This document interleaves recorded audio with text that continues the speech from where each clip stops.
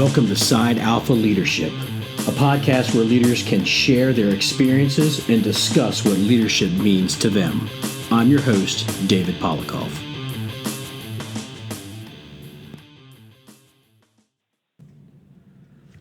Hello and welcome to this month's edition of Side Alpha Leadership. I'm your host, David Polikoff, and on the phone with me, I have my good friend Sam Villani. Sam's no stranger to Side Alpha Leadership. He's been on here several times. It's always good to connect back with him. So we are kind of like minds, and we kind of think the same way when it comes to leadership and things like that. So without going on any further, Sam, welcome back to the show. Yeah, thanks for having me back on, Dave. I truly appreciate you carving out some time on your Labor Day. I know you got to work tomorrow, but it's nice to have you on the phone and just to kind of kick back and just talk stuff, things that we've always talked about. So digging right into the show, as we talked online, it's promotional season, which means that we're coming into the fall months, so you're going to have the counties, the agencies that we work for or that you may work for that are starting their promotional process, be it for sergeant, lieutenant, captain, battalion chief, assistant chief, whatever. So I want to kind of touch base a little bit on that of navigating the promotional process and how you can bring your leadership style, some skills to the actual process itself, to try to set yourself apart from maybe the average candidate. And then from there, we'll probably segue into being that new officer or the new battalion chief and how you can earn that leadership credibility and earn that respect. And then, as always, we'll probably dig into training because that's kind of where you and I come from with the training, whether we're doing with training at our training academy with recruits or we're training on the road throughout the country with Capital Fire. So with that, let's jump right into the topic. So let's talk about promotion. You're fortunate enough that 10 months ago you were promoted to battalion chief. You went through the promotional process. So in that time, what do you feel you brought to the table when you were taking that promotional exam? And for those that don't know, our promotional exam for battalion chief is strictly an assessment center. There's no written multiple choice test or anything like that. It's basically an assessment center I think it's divided up into three parts with a written, an oral, and then you actually have a tactical situation. So how did you prepare for that, Sam? And what do you think maybe set you apart from the other candidates to score well on the list and then ultimately get promoted? I've talked to some folks that just took our last battalion chief's exam, not during their preparation because I was involved with actually writing the last battalion chief's exam, but after and before I got tapped and talking about the fact that it's easy to over prepare for something that is that next step. When my battalion chief, when I was a captain, my last assignment at One Engine in downtown Silver Spring, my battalion chief, Mark Davis, when I sat down and talked to him about it, he said it was like leaving one job and starting another. And I thought about that, and I got in my head a little bit about it, and I over-prepared, and not over-prepared in like the tactical scenarios or things that as I found out we do on a shift-to-shift basis. But I thought maybe there was a little more to us needing to know the inner workings of county government, the council, long-term planning, the master plan, that kind of stuff. The good about it is I learned a lot. I learned a lot of stuff even though it wasn't directly relevant to my evaluation to test as a battalion chief. But the bad of it is that, I felt like I wasted time. I could have prepared more. I could have redirected that effort to preparing more for the stuff that actually ended up being on the exam. Nonetheless, I still scored well. I think that probably has to do a little bit with the fact that I'm a good test taker. I did prepare well. And I've been involved with not only writing the tests and being like a part of the previous examinations, not for battalion chief, but for captain and lieutenant. but I work in our command competency lab as a dispatcher. So I kind of had the tactical side of things down. But I really was kind of pleasantly surprised, even though I felt like when I left there, it was 5 hours straight of stuff, and my brain was so racked that I turned the wrong way leaving the place to go home. I felt like, okay, well, there was nothing in there shocking. I was just a little surprised that there wasn't some stuff in there that I thought would be in there, but I think that stuff's probably for a higher rank. But again, I prepared for that kind of the stuff that ended up not being on the exam that I prepared for. I still feel like I learned quite a lot about the inner workings of our county government that supports our department, obviously.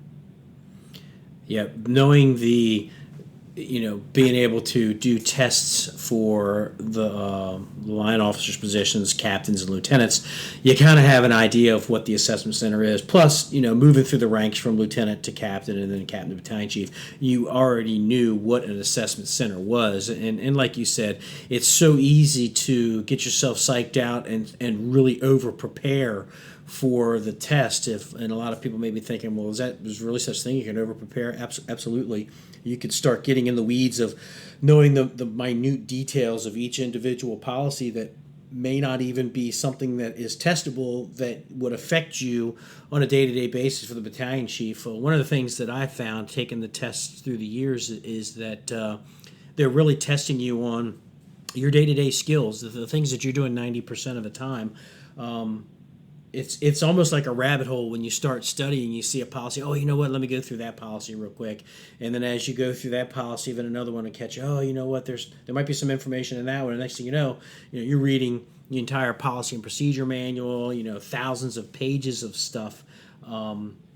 It's not. I'm not saying it's not good information to know, but for the test that you're taking, it definitely can overload the brain. Now you playing the part of the dispatcher for our command competencies, for those that don't know, that's every year, every command officer, every chief officer in the county, whether they're career volunteer, administration, or in operations, if they want to be a certified chief officer, they have to be evaluated, a peer evaluation every year through our command competencies. And with you having your radio background, Sam, and you being able to be quote unquote the dispatcher, you got to see how the entire process worked. You got to see how we talk on the radio, the things that they're looking for. So I would say you definitely had a leg up. I wouldn't say that that was a cheating by any stretch of the imagination, because you set yourself up in the past for being a radio guy and then being a valuable part of that particular process for our command comp. So you got to see how it worked. You got to see how those command charts worked. You got to see how we set up groups and divisions and things like that. So I would want to believe that when you went in to do your tactical portion, you felt a little more comfortable. You knew what was being said on the radio, and you probably had an idea of what was coming next. The thing is, you got to put the pieces together in order to be the command officer for whatever incident's being run at that time. So you have to know the policy and procedures for that particular incident. Yeah, absolutely. And even though I was, I've been a dispatcher actually since the inception of our command comp program. I've been a dispatcher, save maybe like 1 year where some things changed, but then they ended up needing folks back. So. But I never. The thing is, I get to hear the different folks operate on the radio, but our process is so. I think it really is pretty intact in that it doesn't.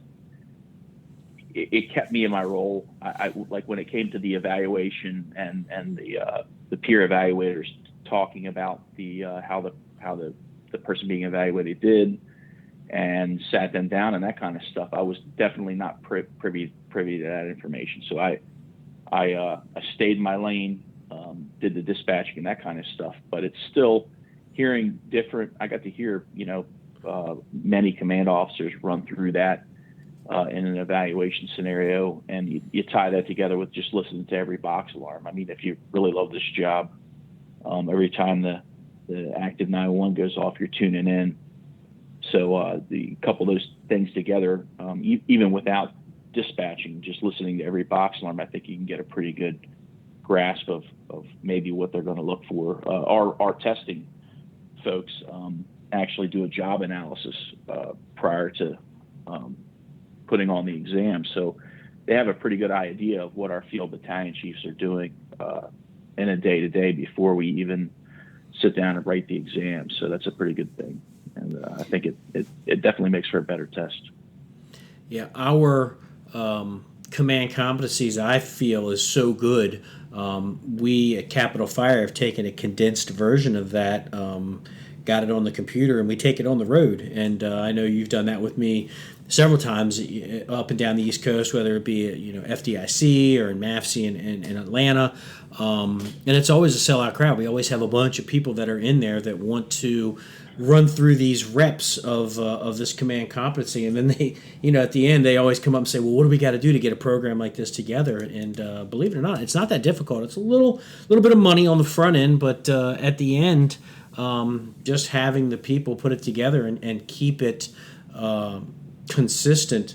I think that the program is pretty simple to keep up and running. Now, coming up with new scenarios, I'm fortunate enough to be on our county's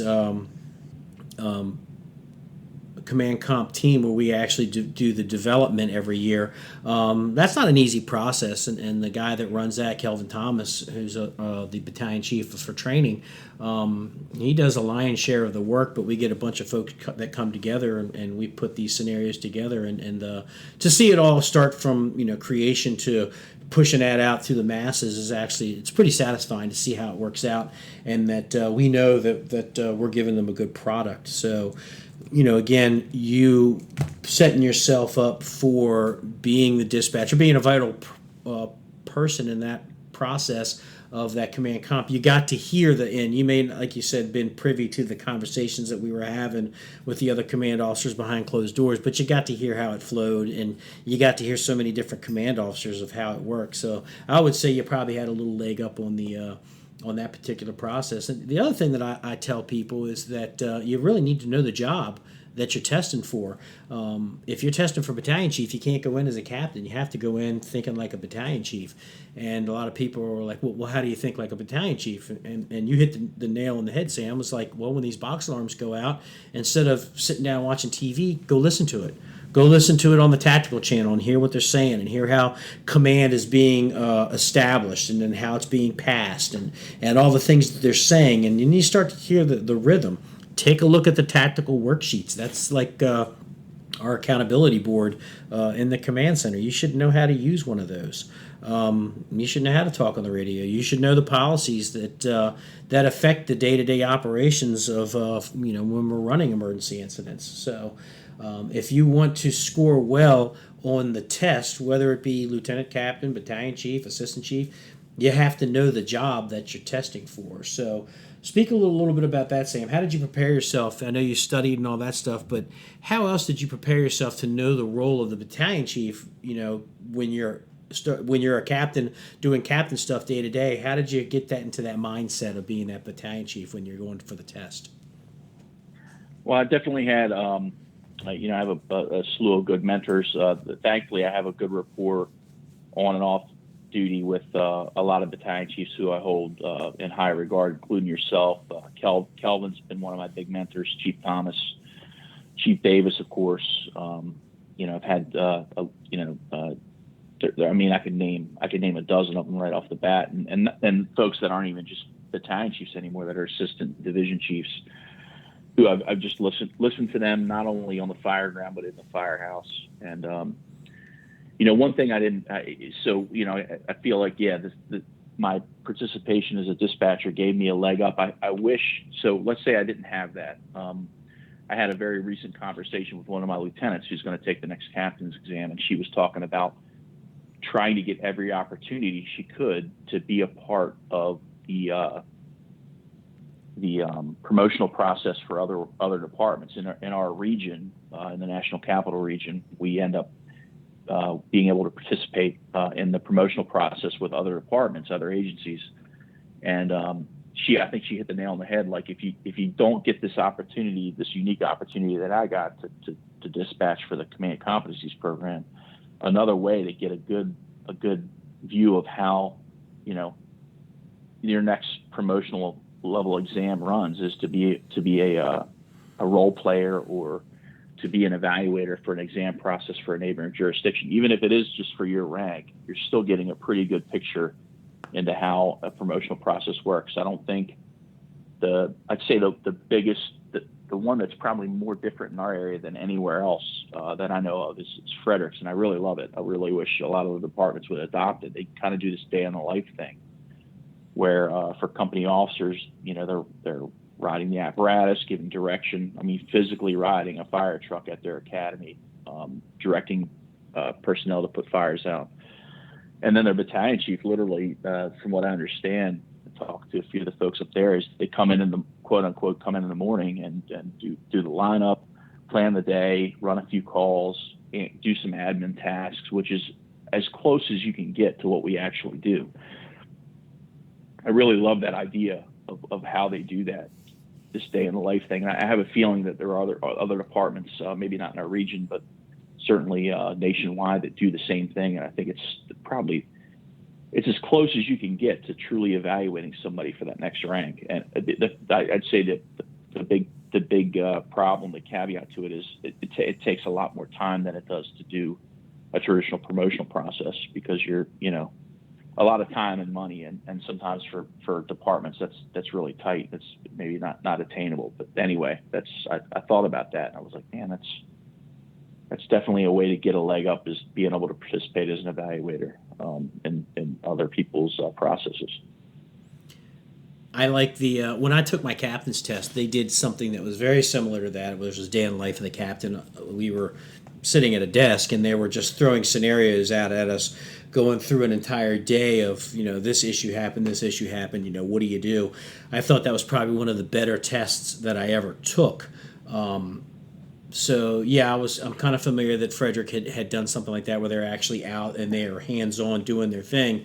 And yeah, it may be a little time consuming. You may have to hire back some overtime, but at the end of the day, that you're getting the best best candidates that can operate under that pressure with a hands-on experience. So I think that is pretty good. That's a thinking outside the box thing. And like you said, I'm sure there's other departments out there that are doing that thing. So my hat's off to you guys, as opposed to sitting in a suit and tie and just sitting behind a desk, trying to spew out, this is what I would do if I was a captain, and just kind of fumbling their way through it. Like you, I got a chance to participate in some outside opportunities to be an outside evaluator for other people's assessment centers. And I remember I did it a handful of times in other jurisdictions, and I took a ton of notes. And that's valuable information, because a lot of organizations are going to these outside vendors that are running the tests for them.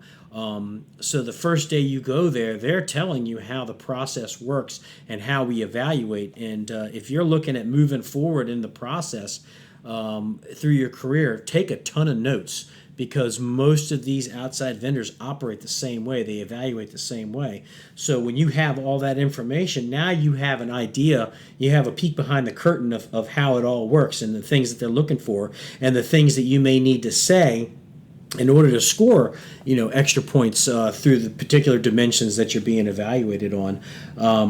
I purposely don't do anything with our promotional test in Montgomery County, because I like to give the opportunity to people that are taking the test to, what I used to do is they would come to me and we'd have an all-day session on whatever promotional exams happening, answer their questions, running through some scenarios and things like that. Because of COVID, the last thing that I did was for the last batch of battalion chiefs. I actually had a Zoom call, and it actually worked out really well, because I could be in my basement and everybody could get on the Zoom call. And I think I had like 20 or 25 participants in that, and I think they all did really well on the test. I know one's already gotten promoted, but it was really relaxed to where it was more of a question and answer thing. I had some quick PowerPoints that we went through. We talked about policies. But the biggest thing that I told him is that you need to be yourself. First of all, you need to be able to test for the position that you're applying for. Like I said earlier, if you're going for battalion chief, you need to think like a battalion chief. But you have to think like a battalion chief as yourself. How would you handle that situation as a battalion chief? And you find that the people that are comfortable in their own skin and can operate as themselves taking this test, they do really well. And I tell people, don't fake, don't try to be something you're not, because you're not a professionally trained actor. You can't be anybody else but yourself. And so I think that information that I'm able to give them is fairly decent information. I know that they still enjoy me doing stuff like this, and there's other people that do that. I do it for free, obviously.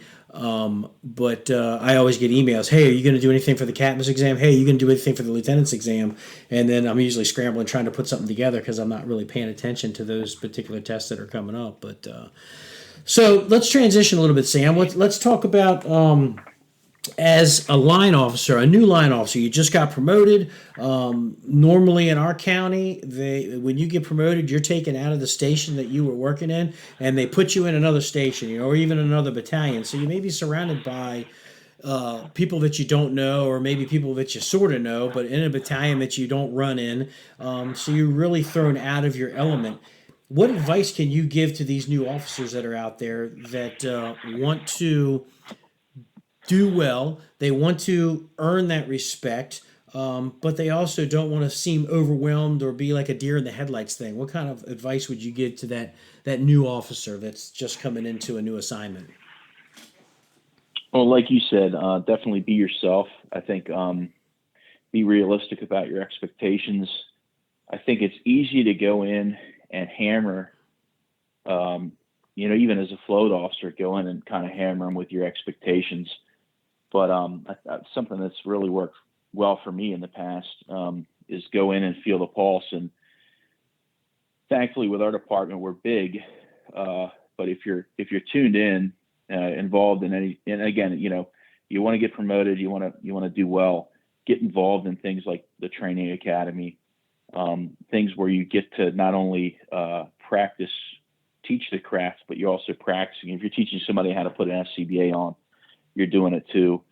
And then you're also learning, you're also seeing these new people. So, you're not getting into a firehouse and you're like, well, I know these senior guys, but I don't know these junior guys too well. If you have a rapport with, even half of the shift, you're off to a good start, because they know you know them to an extent. Going in and hammering them with expectations, that sometimes it turns them off.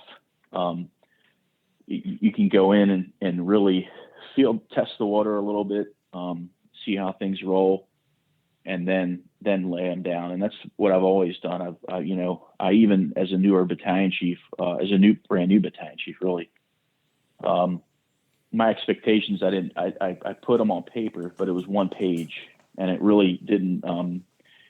The first thing on my expectations was, I know you're already laying out. I know you're already wearing your PPE properly. I know you're already training with your folks. I'm going to make those things given, unless I see otherwise. So it's kind of saying, okay, listen, I know I'm coming into a battalion that's put fires out, that saved lives. The battalion chief I'm relieving wasn't a schlub. So I'm assuming you're already doing these things. So I'm not going to tell you to lay out. I'm not going to tell you to read the IRP. You're already doing those things. But what I am going to tell you are some things that I expect, because, I am a little different. I'm a little more personable, probably than most. Things like, let me advocate for you before you, call something in, that kind of stuff. Let me make sure your ducks are in a row before you walk into something. I think most of us say this, if something happens to your apparatus or your people, let me know right away so I can get ahead of it, that kind of thing. But I really do, as a new company officer, go in and take the temperature, see who you're dealing with. Find there's at least one person on that shift that either or is very good at the job, and pull them aside and say, hey, look, how can I help? And another thing I always like to do as a new company officer was go in and say, who's working on something? What can we do today? We're going to do something today, this afternoon. what are you guys either already working on? Somebody doing driver's training, somebody doing the maps. You got a new person to the shift that doesn't know all the response district yet. Like, what can we do? And there's always at least one or two, or sometimes there's a lot. People throw a lot of stuff out, and then you just, okay, pick one. What are we going to do? And you kind of open it up and you empower them and give them ownership. Because you're a new lieutenant, but you could be going into a shift that's so well run that all they need you to do is go in and ride the right front seat and support them. Or you could be going into a place where, the one person might say, hey, look, man, our regular officer really is not getting these folks out and that kind of stuff. And then, that's the great opener. Hey, what are we going? It's not, hey, do you guys want to do something today? It's what are we doing today? Let's 1:30 after lunch. Let's get out and do something. What are we doing? And that starts the conversation well. Again, just giving these folks that you don't work with on a regular basis as a new company officer, empowering them and giving them options, I think goes such a long way into your leadership.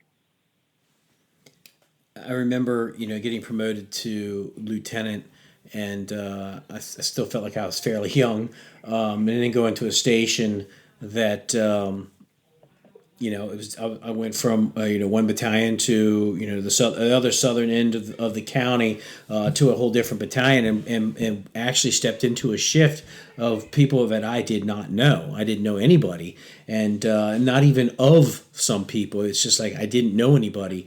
And the captain that I was supposed to work under was on a detail to the training academy because he was a lead instructor.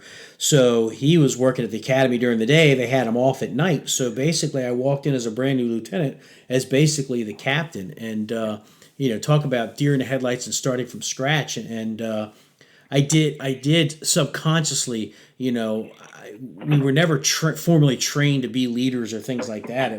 We didn't have officer candidate school back then when I was, came through the lieutenant. So it was kind of like trial and error. And I kind of kept my head down a little bit, kept a little quiet, and I kind of watched what the shift was doing and saw how they functioned together. And you kind of got a feeling of who the players were and who were the strong people and who they looked to for advice and things like that. And slowly but surely, you start to gel with the guys, and you start running some calls, and they're all doing the right thing. I was fortunate enough; I was on a decent shift where everybody wanted to do the right thing. They were constantly aware of what they were doing when they were on the fire ground or when they were running any type of call. It was like clockwork, as soon as 4 o'clock hit, they were automatically cleaning the firehouse. They were mopping and sweeping, and the guy that was cooking dinner was already got dinner going and everything. So it was like I didn't have to say much. So I think that you people that are listening that are becoming new officers, don't go in there, with the iron fist, like I'm the officer now, and boom, I'm going to change this place, and it's going to be molded how I see it should be. The biggest thing is go in and like you said, Sam, take that pulse, take a look at what's going on.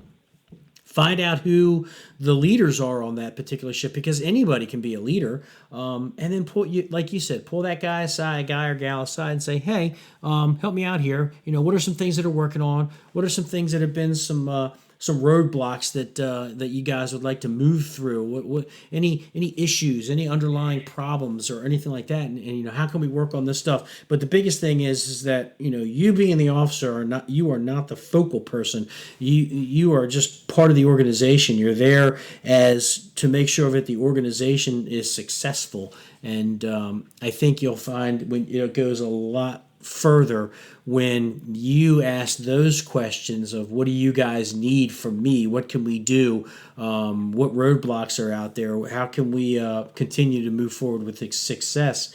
And I think you'll find that you build your leadership credibility pretty quick.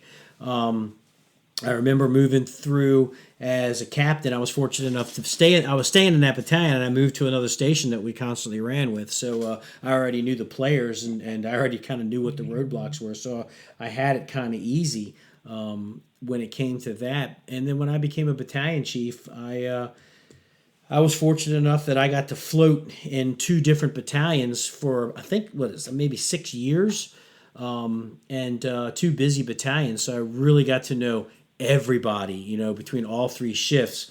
Got to know the out of those two battalions, all three shifts, and how everybody worked and how different they were, but how the same they were. And then when I finally transferred onto the shift that I'm on now, I knew the players, but even for that first few weeks, other than doing rounds and just talking to everybody, I really didn't throw out my expectations until almost the 1 month mark. And then I put out expectations, and it was like 3 pages worth. But the funny thing is the moment they get the expectations, they're probably looking at it and go, 3 pages, are you kidding me?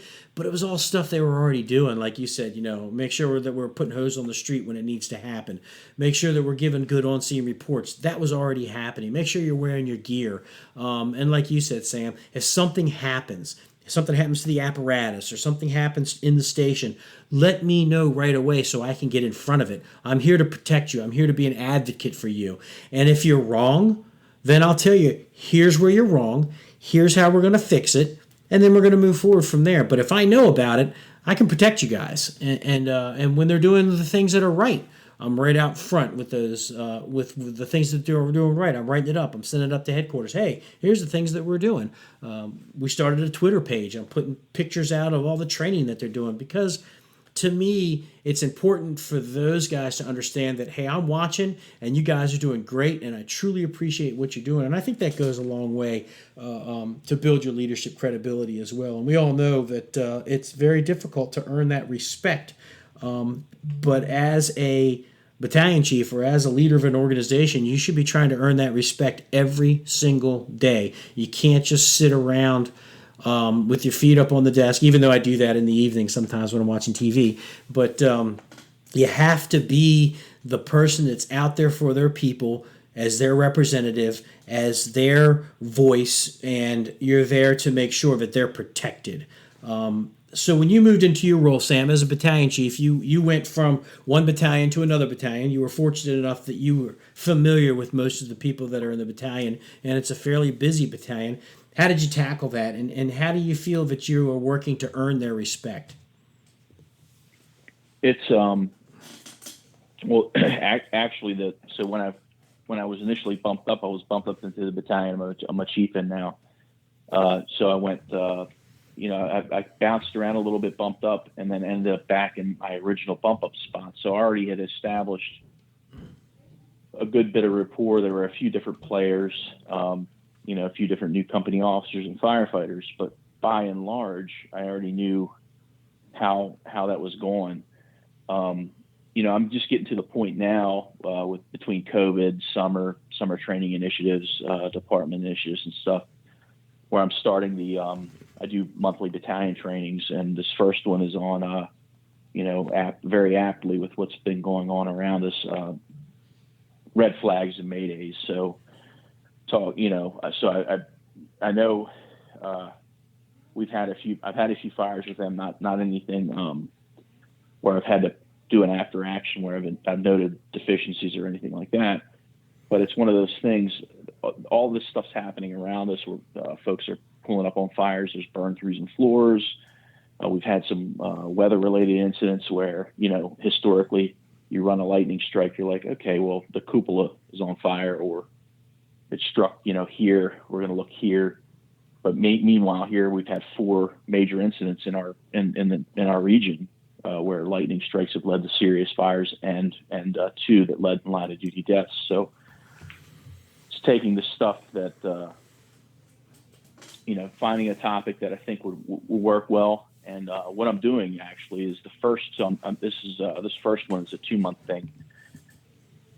Subsequent ones are going to be run by the company officers on a monthly basis. So I've thrown it out to them already. Hey, give me some topics for future trainings. But this first one, the first month, I've given them a bunch of information. I want them to use that information to conduct a company drill. And then in October, we're going to do a battalion, not everybody in the battalion at once, but we're going to rotate 2 engines in a special service through per shift and run a Mayday scenario. And, not making it. It's one of those things where I've given them enough information to where I know they'll be successful, but I also held back enough to know where I'll be able to identify if there's any things that we need to work on or improve upon.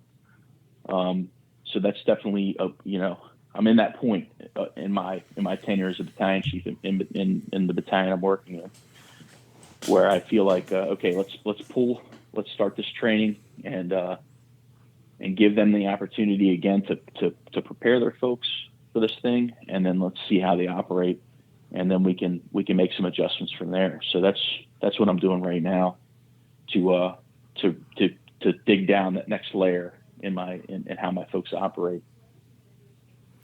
I like the fact that you say, hey, here's what we're going to do, and then you tell your guys, put it together, run with it, and then we're going to come and we're going to test on it.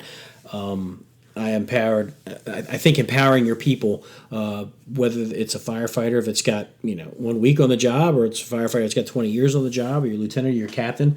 I told in my expectations, I told my captains, I don't want you guys delivering all the drills because it'll get stale. I said, tap the resources that are on your shift, find out what your people know, and say, hey, in 2 weeks, I need you to give a drill at the lineup table or after dinner or whatever on whatever topic you want. But I want it to be some type of a visual drill, whether it be a PowerPoint drill or whatever. And if it's PowerPoint, a minimum of a certain number of slides, factual information that actually coincides with our policies and procedures. And I said, when you empower your people to put something together, they're gonna knock it out of the park.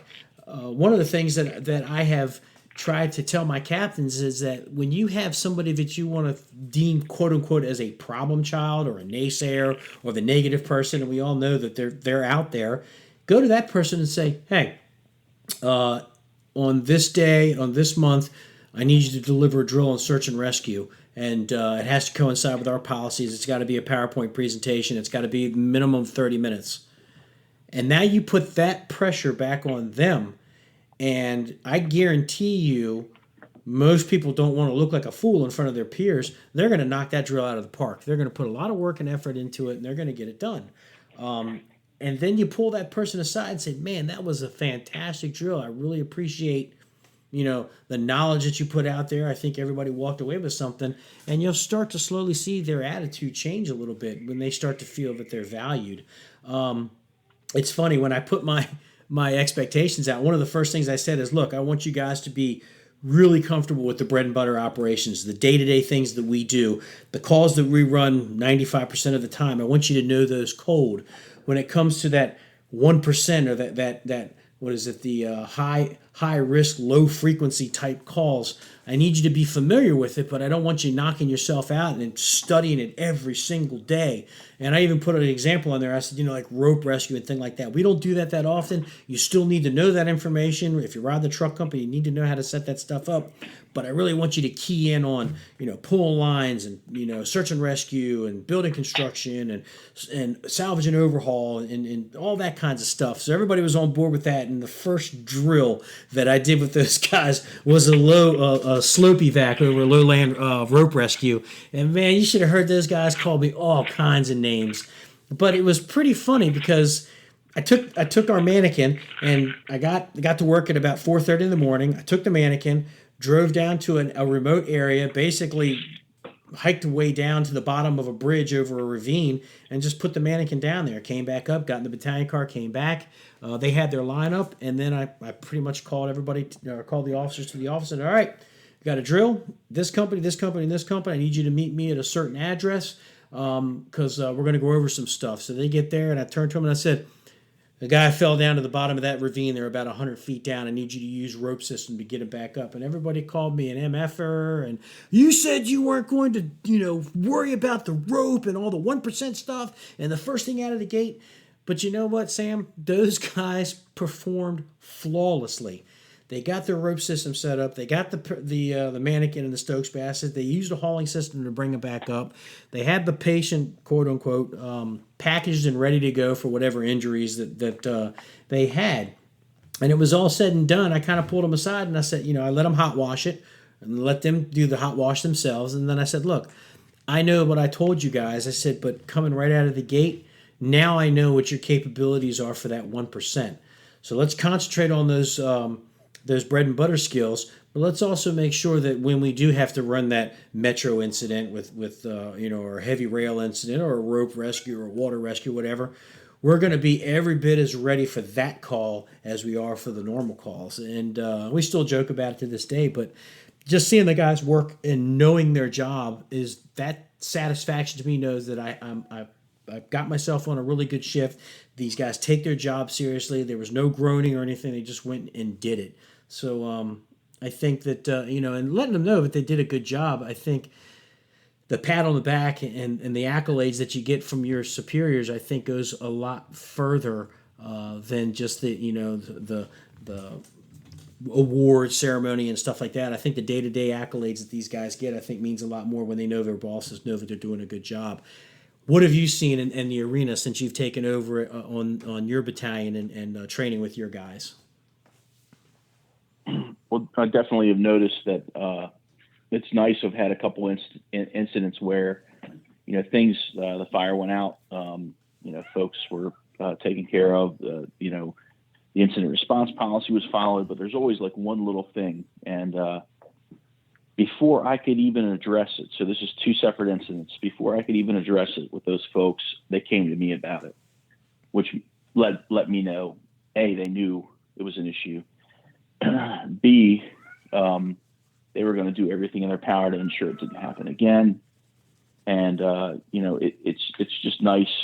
Again, you can have a challenging shift or battalion of folks where everything doesn't go right, or where a lot of things don't go right. But what separates you from somebody that maybe doesn't care or isn't going to do right by their people and by the organization and by the people we protect is that you get in there and you address it. And, you don't have to make it punitive.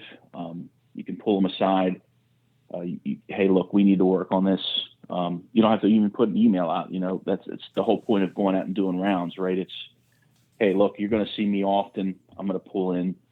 Most of the times I'm just saying hi, see if you need anything, talking about whatever. But it's a perfect opportunity. They have the comfortability, however you say it, the comfort of knowing that you're coming. They know you're not coming in to hammer them. They know you're coming in often enough to know that you want to see them and talk to them. You come in and you already have that rapport with them where they're comfortable to talk to you about anything. When you go in with these issues, it's easy to kind of say, hey, look, this. I know this happened. I know it happened too. We need to make sure we need to try to make sure it doesn't happen again.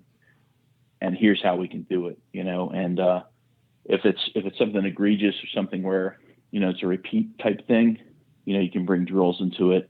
But again, making it positive, because you make it positive and you empower your people to fix it, they're more apt to at 2 a.m. going down the road to remember it and to say, you know what. We're not going to make the mistake again. We're going to do everything in our power to not make the mistake, and not because we want to make the battalion chief happy, because A, it's the right thing to do, and B, we owe it to the community we protect to do it right. So, it's definitely it's been refreshing. I'm definitely fortunate in having the battalion I have and shift I have, in that I don't have to. I'm not pulling my hair out on every call. I'm going in, seeing a lot of things go right, and being able to reinforce those things in a positive way. So, Having your guys come to you knowing that there was an issue and bringing that to you before you even had the chance to bring it to them, to me, is huge. That's showing that they have accountability for their actions and for their people, and that not only that they know this didn't go as well as we wanted to, we know we can do better. Here's what we're going to do to make sure that it doesn't happen again. We apologize for whatever it was, and your whole reaction is most likely like, all right, very good. I appreciate you stepping up to the plate for that, and as far as I'm concerned, this is a done deal. We don't have to talk about it no more. So the fact that they took that ownership, or they took the accountability for whatever didn't go as well as they wanted it to me is huge. It's that's that humility. And in my eyes, that captain's earning that respect as well, saying these are my guys. This is what happened wrong. It's my responsibility to make sure it doesn't happen again. I assure you it won't happen again. This is what we're going to do to make sure that it doesn't happen. And to me, end of conversation. 10-4. I think that having as when you are working on a shift where things just run smooth, and I tell people this all the time. I said I really enjoy watching my guys work when we're running a full assignment. If it's a working fire, watching them do what they need to do. It's like watching an orchestra in front of you. Everything's laid out the way it's supposed to be. Things are happening the way they're supposed to be happening, and you will find that there's very little talk on the radio from the chief to the units of stuff that has to get done because it's already getting done. I've actually had my bosses come to me and say, hey, you weren't embedding any objectives, you weren't saying this wasn't happening. And my answer to them was, they were already doing that. So what good would for me to say, look, I need you to get a line, pull it in on side A, go to the first floor. You're going to be my Division I commander. I need you to get a line on that fire. Go ahead and get it knocked while the crews are doing a search.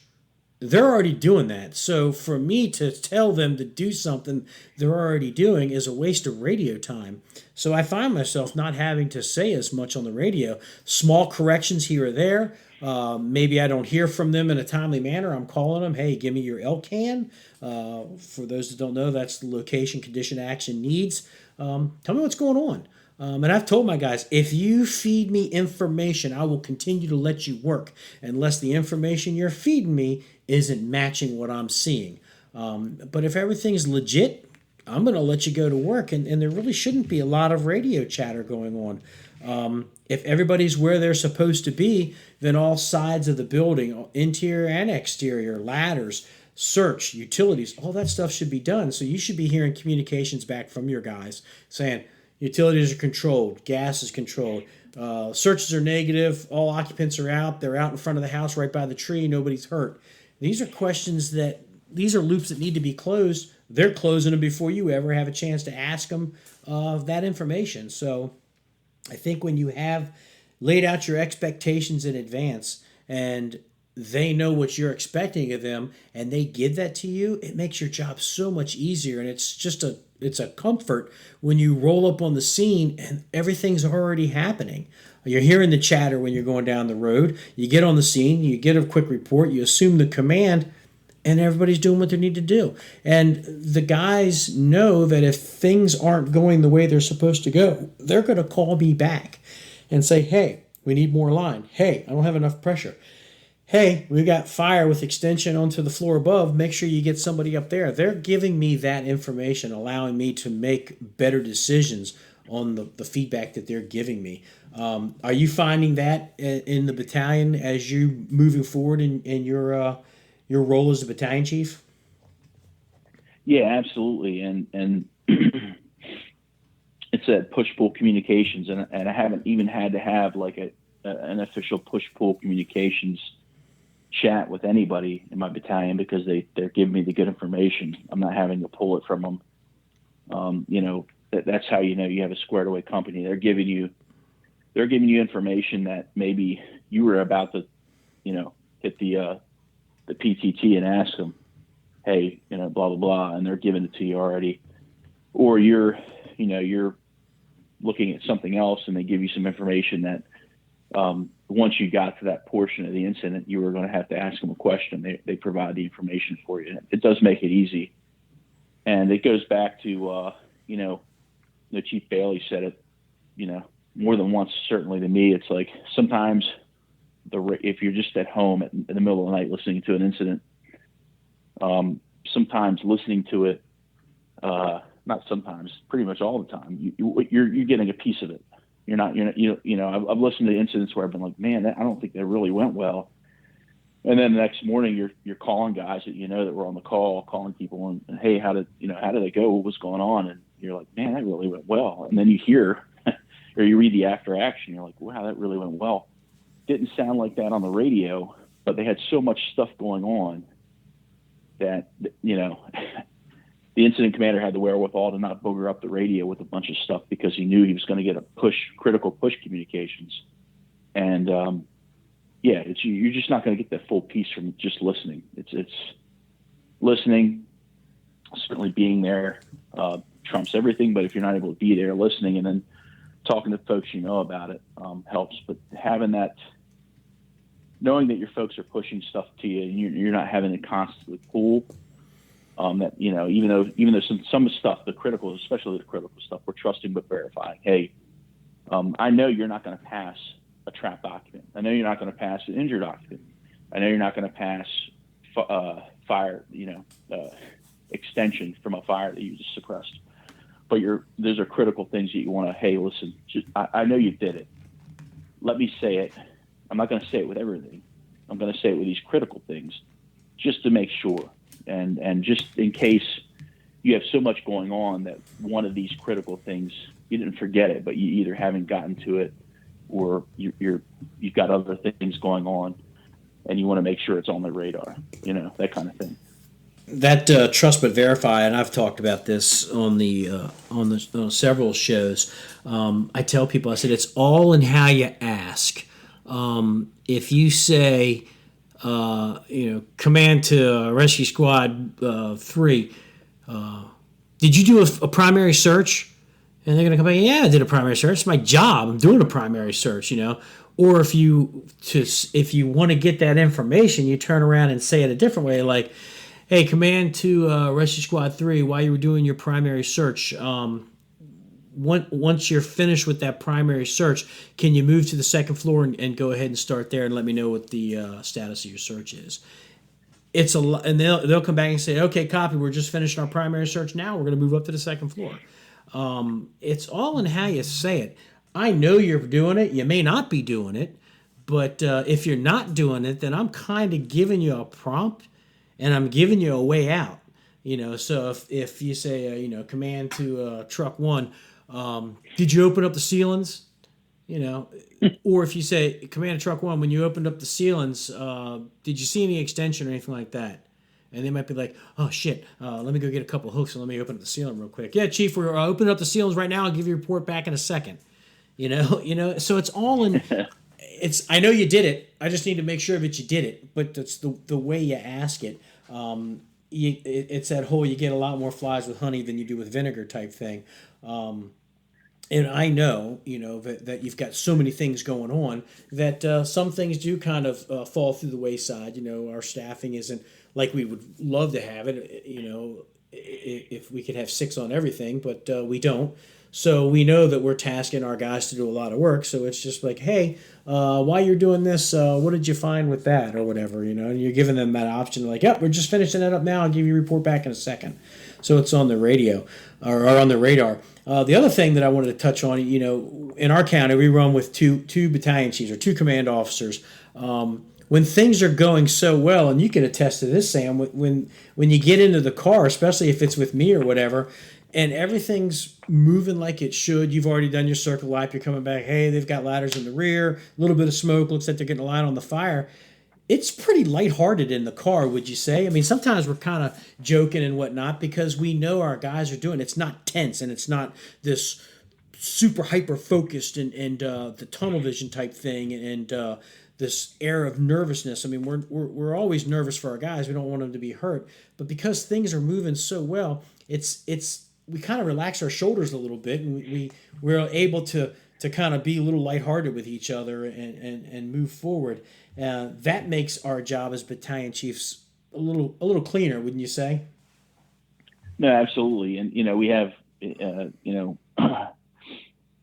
we have this the second chief in car checklist that's on the visor on the passenger side. So when you get in, if it's not going hot, you can pull that down and look, and there's some critical things in there. There's some standard things in there, and then there's like a conflict resolution thing. And 9 times out of 10, you're getting in the car, and even if you don't flip that down, all this stuff's been done. The incident's de-escalating. As you're coming in, you're listening to the radio. Before you get in the car, you're doing a lap, developing some situational awareness, that kind of thing. But yeah, it's nice when you come in, and I think that's that's definitely it's the norm. It's not the exception that you get into the command vehicle and as a support, second battalion chief, and if anything, you've already listened. You see what's going on. If there's one little thing missing, you're bringing it up. But otherwise, you're just there, listening to, you finish running your call, and then it's nice. It's a really for you and I, it's a chance to catch up. It's nice that we work together. We work in neighboring battalions, and we get to run calls together. And, even when it's that way, by the way, as a new battalion chief, I'm picking up stuff going down the road, picking up stuff that you're saying on the radio. I do the same thing with, I'm surrounded by veteran battalion chiefs. So I hear you and the other two that I run with routinely say things and do things. And I'm like, oh yeah. Okay. So it's nice. It's refreshing. Certainly as a new guy, it's very refreshing to come in and respond and operate with veteran battalion chiefs that know what's going on, know what they're doing. And I always learn something. We all do. But I'm definitely, every call, there's another thing that I'll either jot down or think about. And I'm like, okay, let's make sure that happens in my next call. And keeping that, I don't want to say lighthearted. I don't want the listeners to think like, oh, you guys are joking around, goofing off in the car while burning the house up or anything. It's not like that at all. No. It's more of we know that everything's going well. The guys are performing like they're supposed to, so we can kind of keep it a little lighthearted, based on what's going on. And most of the time, you don't even have to if the incident is escalating and it's there's a lot of moving parts that, I might say, hey, take over the radio. I'm going to finish jotting stuff down on my tactical worksheet, or I might give you the tactical worksheet and there's like 2 things written on it and I've got 15 things that are happening. So you're going to be playing catch up for me while I'm taking care of the radio. But I'd say 8 times out of 10, you're getting in the car and things are being handled by the shift. And right away, hey, look, I'm going to have to, give him a hand getting his hands around this kind of stuff. And it's nice to know, the 5 battalion chiefs that are running on our shift, we're all like-minded and it doesn't matter where we're running in the county, whoever's getting in the car, we're all kind of on the same page. So, and I know when I was a new battalion chief, I was intimidated. I was fortunate enough that a couple of the big fires I had some experienced battalion chiefs with me that guided me through running the calls, and it really boosted my confidence up. And hopefully, when you're running the calls with myself and the battalions that neighbor you, you're getting that good vibe too, and we're boosting your confidence. I've heard you run calls. I've been on calls that you're running. And nothing seems to be out of the ordinary, so it's more par for the course for you. That's good to know. I'm getting there. Yeah. So we're gonna go ahead and wrap this up. I'm very pleased that I was able to talk to you. I always like we bounce stuff off of each other, and we're working the same shift and things like that, so we get to see each other quite a bit. Plus, teaching with Capital Fire and teaching at our training academy and this and that. So it's nice to be able to just, kind of throw out there to the people that are listening, how do we deal with any day-to-day operations? And I'm happy to say that a majority of my days are pretty mundane. They're almost on autopilot. For the most part, the guys police themselves. They know that when they knock on my door, they call me on the phone, they have an issue.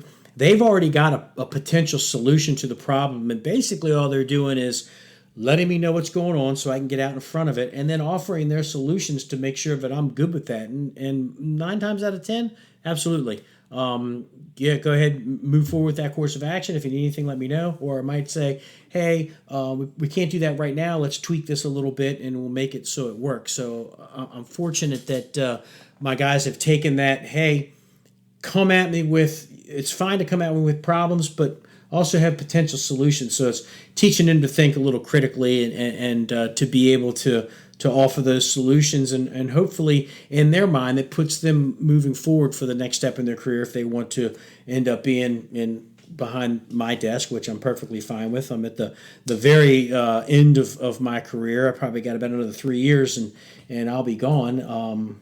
But I definitely want to make sure that the people that are coming in behind me, I'm putting a good succession plan together, and I'm giving them what they need. And I know you've got a few more miles under your belt, Sam, but hopefully, your people, that they're coming to you with issues, you're going to empower them to, hey, think of a solution. What are you going to do? Yeah, no, absolutely. And it's nice. I already have a captain in my battalion who's on the well qualified list for battalion chief, and he's actually, regularly bumped up, and he doesn't need my help, but it's been nice to be able to bounce things off of him and talk to him about certain things directly related to the job. And I know he's going to go on to do well in our organization for sure.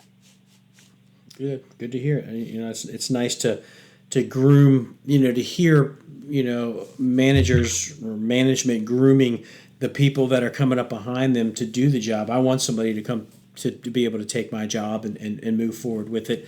That whole mentality of, well, I got mine and I'm going to put my arms around it, build myself a silo and not let anybody else in, because God forbid they might do a better job than I do, and now I don't look as good as I think I look. To me, that's your ego getting in the way, and you need to put that aside and make sure that the people that are coming behind you are better.